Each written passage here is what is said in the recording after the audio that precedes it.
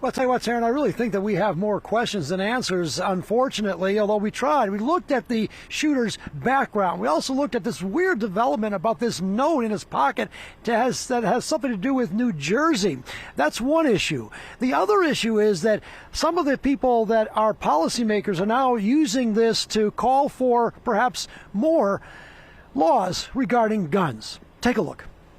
We cannot keep living like this. The governor nearly crying at a Tuesday morning press conference over the senseless shooting of 8 Michigan State students at the hands of 43-year-old Anthony McRae. President Biden and I spoke last night.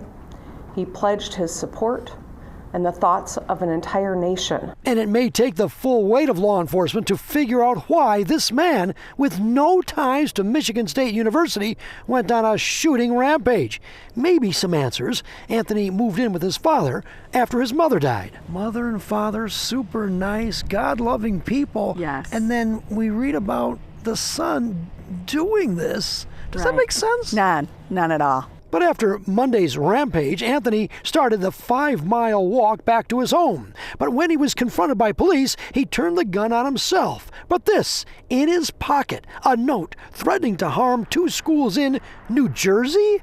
The shooter had local ties, that he was a previous resident, it appears, of Ewing Township, and may have suffered some mental illness. The schools were closed, but the threat was determined not to be real. And then, in 2019, Anthony was charged with possession of a firearm. He took a plea and did a month and a half on probation. Yet, the neighbors called the cops on him. It was like over the summer because he was shooting firearms out of the back door of the house. But Anthony never really warmed up to the neighbors. But I was glad that he shot himself, that he did not make it home, because who knows what would have happened if he came home.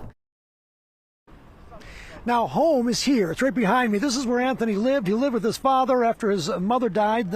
Anthony moved in with his father. Now, some media outlets are reporting that the father said that Anthony was troubled because he was very close to his mother. We tried to talk to the father, Michael, but he's been inside his house and he just hasn't come out. So we'd like to get a little more answers. Maybe we can do that. And that's why this investigation by the police, by the authorities, is continuing. We'll try to get those answers. Taryn?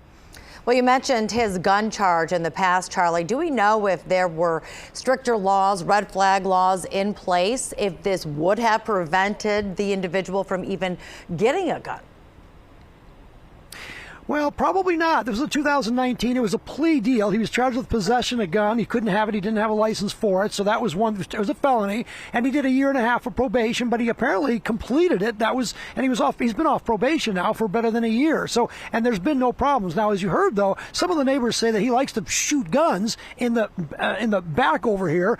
But again, no police reports were made, and apparently he was allowed to do that. At least there were no criminal problems with that. So again, still more questions. We don't have the complete profile. We're going to work on it because the police are going to be working on it. People want to know, we have to understand this, so maybe it won't happen again. I'm in Lansing.